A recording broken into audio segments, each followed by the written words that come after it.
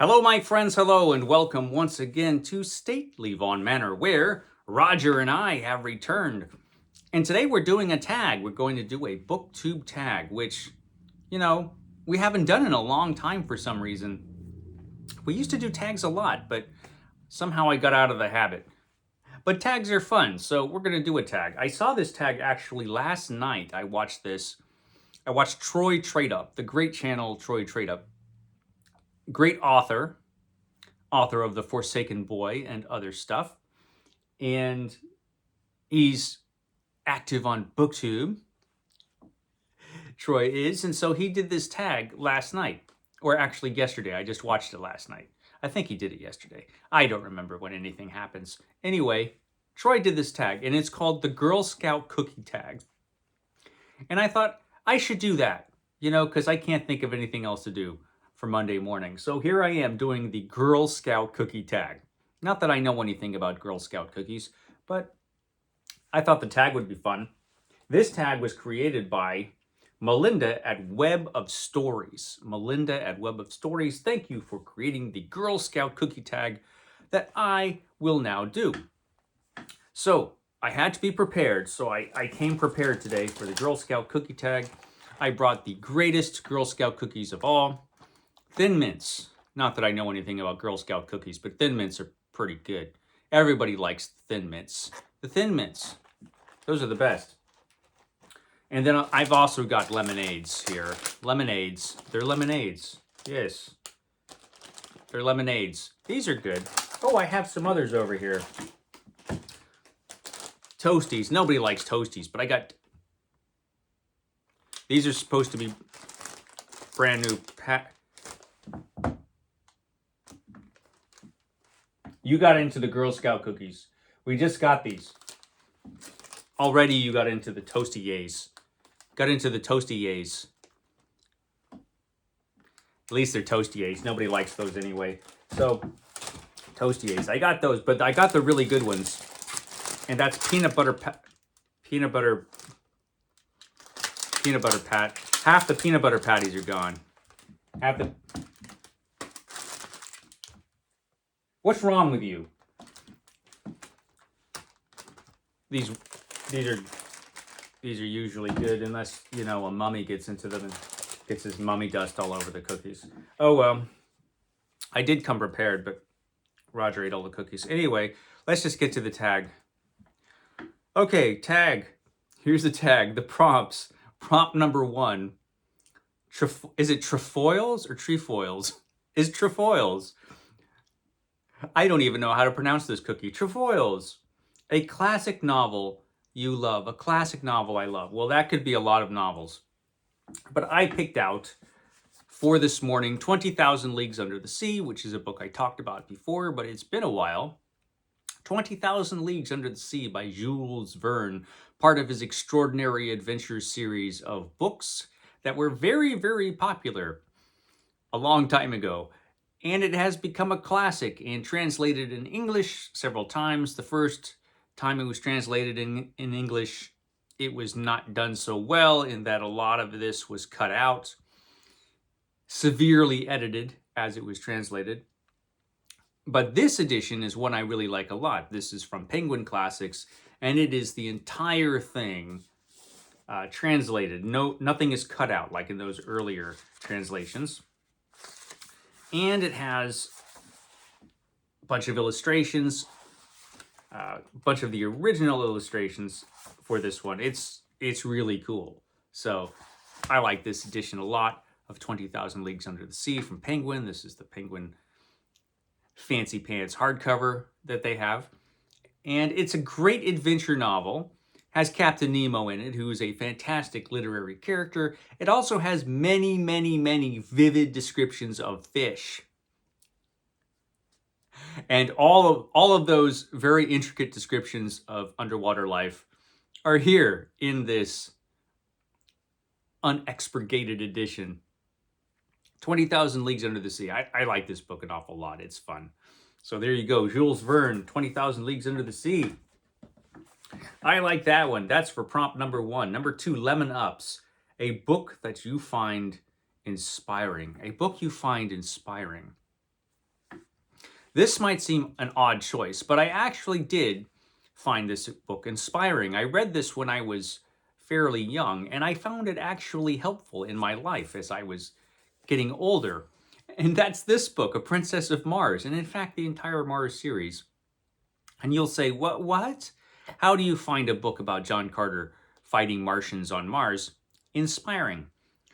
It's because of John Carter's attitude towards life, which I always kept in mind as I went through my own life. John Carter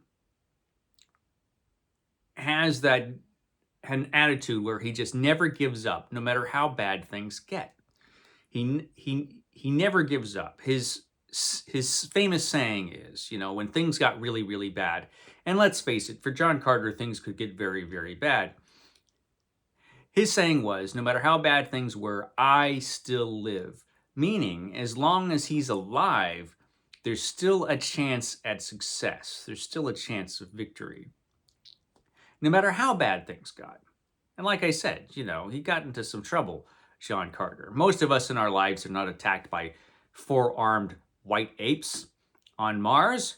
John Carter was, though. And he got into some worse trouble than that. But he never gave in to despair, no matter how bad things got. And I kept that in mind as I was growing older. Whenever things got really, really bad, I kept John Carter in my head. And I tried to keep that attitude where you never give in to despair, no matter how bad things are. As long as you still live, there's still a chance. And I found that helpful. I found that helpful in my life. So let's just say A Princess of Mars. Number 3, S'mores, a comforting book. Well, this might seem odd, considering it's a book full of crime and the occasional murder. And that's The Complete Sherlock Holmes. The Complete Sherlock Holmes by Sir Arthur Conan Doyle. Obviously, I love Sherlock Holmes. And I do find Sherlock Holmes comforting. That's true. You could always return throughout your life to 221 B Baker Street and hang out with Holmes and Watson. And there's something comforting about that. When you start a Sherlock Holmes stories and Sherlock Holmes things start happening, that's a comforting feeling for me. So I'm going to say The Complete Sherlock Holmes. That's what I'm going to say for that one. My tablet turned off. Let's turn the tablet back on. Adventurfuls, an adventurous book. An adventurous book. That can be an awful lot of books. The one I chose is this one, The Phantom. This is The Phantom, The Gold Key Years, Volume 1. And The Phantom has the distinction of being the first costumed superhero. We often think of that as being Superman. But technically, if Batman can be considered a superhero, even though he doesn't have any superpowers, technically the Phantom can as well be considered a superhero. The first superhero that showed up in comics, in this case, in the comic strips, in the newspapers. And the Phantom is an interesting character created by Lee Falk. First showed up in the newspapers, in a newspaper strip. And originally he was just kind of a typical, you would consider a typical superhero, and that he had a secret identity of this kind of playboy type of guy. But eventually, as the strip went on, Lee Falk he started creating this whole mythology behind this character, and he just changed who this character was and gave him this whole backstory of this Phantom just being one in a line of phantoms. The firstborn son of every Phantom becomes the Phantom when they grow up. So it's a multi-generational saga of phantoms. And so that gives the illusion, to evildoers that the Phantom is immortal because there's always a Phantom. And which is an interesting idea. And also, Falk really liked Tarzan, and so he made the Phantom kind of a guardian of the jungle, or he spent a lot of time in the jungle. That was his, that's where he did his superheroing, his crime fighting for the most part. Interesting character. And I haven't really talked too much about this character. I'll have to do an Epic Comic Book Wednesday about him one of these days. The first time I ever actually read any of the Phantom stories were in some beat up old Gold Key comic books that were really, really old. And I have all of the newspaper strips, but I have them digitally. It's really hard to find all of those at a decent price in book form. You could find them, but they're expensive. But I have this to show you. So I'll show you this. It's The Phantom. This is a book that reprints a bunch of the Gold Key comic book adventures from The Phantom. And it is indeed full of adventure. Full of adventure. Gold Key was kind of like a third string comic book company after DC and Marvel. Their comic books weren't all that great, but they did have a lot of painted covers, which were pretty cool. So yeah, The Phantom, I'm going to say that. I could say a lot of books because I really like adventure. Number 5, Samoas, a book that blends 2 or more genres. This was easy. This is another one of my favorite books. Let's just say The Cthulhu Mythos by H.P. Lovecraft. The great H.P. Lovecraft, one of my favorite writers of all time. I love Lovecraft's work. And definitely this is a blend of science fiction and horror. Originally, H.P. Lovecraft was very interested in writing horror inspired by Edgar Allan Poe and some other writers that he really liked. But eventually he also started becoming interested in what became science fiction, that kind of story. And so this is definitely a blend of science fiction and horror, and it's awesome. The Cthulhu Mythos by H.P. Lovecraft. So yeah, let's say that. Okay, number 6, Do-si-dos? Either a book you love that everyone seems to hate, or a book you hate that everyone seems to love. Let's go with the hate. So I love this book, but whenever I mention this book, people always go on and on about how they hate it. And I don't understand it, because this is legitimately a great book, and that is F. Scott Fitzgerald's The Great Gatsby. I love this book. I think this book is fantastic. I have this in multiple editions. It's one of my favorite books of all time. But whenever I mention it, and it'll happen here as well, there are going to be a bunch of people in the comments who are like, I hate that book. The Great Gatsby sucks. I can't believe they made me read this in high school. This book is lame. Everybody seems like, to not like this book, and whenever I mention it. I know there are other people besides me who like it. It's an American classic after all. But yeah, whenever I mention it, everybody just dumps hate on poor Gatsby. The Great Gatsby. I love this book. It's awesome, no matter what you say. So there's that. What is next? Thin Mints, one of your favorite books. See, Thin Mints are the best. I of course have many, many favorite books, but let's just talk about Treasure Island by Robert Louis Stevenson, and which is another great, going along with the theme of adventure. But my favorite physical book of that is probably this one. This is Selected Writings of Robert Louis Stevenson.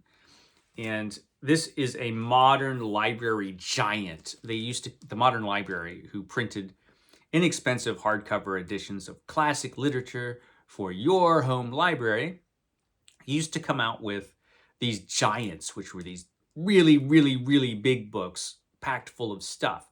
So this does not just have Treasure Island, it has all kinds of other things in it. Has the Master of Ballantrae. How do you say that? Ballantrae? I don't know. Ballantrae? Has a bunch of short stories in it. And of course it has Dr. Jekyll and Mr. Hyde. But it also has some nonfiction like The Silverado Squatters and Travels with a Donkey. It has all kinds of stuff in this one big book.